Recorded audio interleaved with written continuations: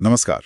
आज हम बात कर रहे हैं सीबीएसई यानी कि केंद्रीय माध्यमिक शिक्षा बोर्ड की 10वीं क्लास की जो बोर्ड परीक्षा प्रणाली है उसमें एक अहम बदलाव होने जा रहा है। हमारे पास इससे जुड़े कुछ दस्तावेज हैं, तो उन्हीं के आधार पर हम समझेंगे कि ये नई व्यवस्था आखिर है क्या। तो देखिए, सबसे बड़ी खबर तो यही है कि बोर्ड ने 2026 से 10वीं की परीक्षा साल में 2 बार करवाने का जो मॉडल है उसको मंजूरी दे दी है। चलो इस पर थोड़ी गहराई से बात करते हैं। तो पहली परीक्षा कब होगी? फरवरी मार्च के आसपास, है ना? हाँ बिल्कुल। जैसे मान लीजिए उदाहरण के लिए शायद 17 फरवरी से 6 मार्च के बीच। और दूसरी परीक्षा फिर मई में होगी, हाँ। शायद 5 मई से 20 मई के बीच। इस तरह का कुछ टाइमलाइन दिया गया है। अच्छा, हम्म। तो 2 एग्जाम्स एक साल में?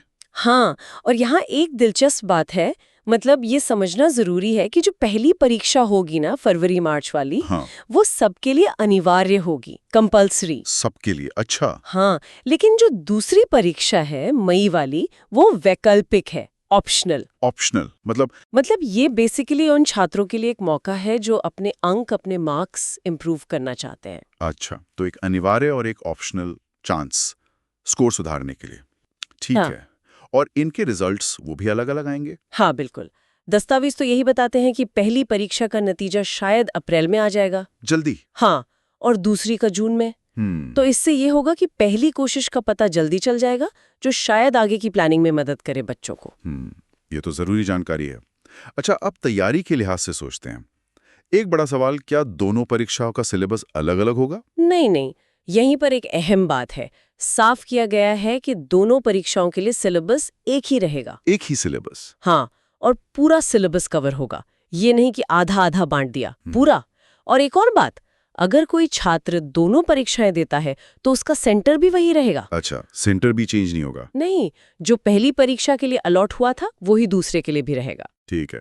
तो सिलेबस सेम, सेंटर सेम, ये तैयारी करने वाले छात्रों के लिए जानना बहुत जरूरी है ताकि कोई कंफ्यूजन ना हो। और फीस के बारे में क्या कहा गया है? फीस को लेकर भी स्थिति साफ कर दी गई है। दस्तावेजों के हिसाब से छात्रों को दोनों चरणों की, मतलब दोनों परीक्षाओं की फीस एक साथ ही जमा करनी होगी। एक साथ? कब? जब वो पहली परीक्षा के लिए रजिस्टर करेंगे तभी। ओह अच्छा, मतलब दोनों की फीस एडवांस में ही ले लेंगे। इसका मतलब ये हुआ कि दूसरी परीक्षा देनी है या नहीं, इसका फैसला खैर फाइनेंशियली तो शुरू में ही लॉक हो गया। हाँ, ऐसा लगता है। हो सकता है ये एडमिनिस्ट्रेटिव आसानी के लिए हो, या शायद ये पक्का करने के लिए कि छात्र दूसरे मौके को हल्के में ना लें।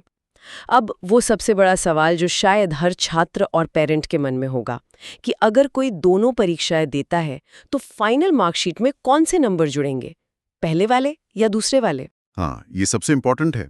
और इसका जवाब सीधा सा है और काफी इंटरेस्टिंग भी। नियम कहता है कि जिस भी परीक्षा में छात्र के अंक बेहतर होंगे वही फाइनल माने जाएंगे। अच्छा, मतलब बेस्ट ऑफ टू। हाँ बिल्कुल। जैसे मान लीजिए किसी छात्र के मैथ्स में पहली बार में 85% आए, उसने सोचा और सुधारता हूँ।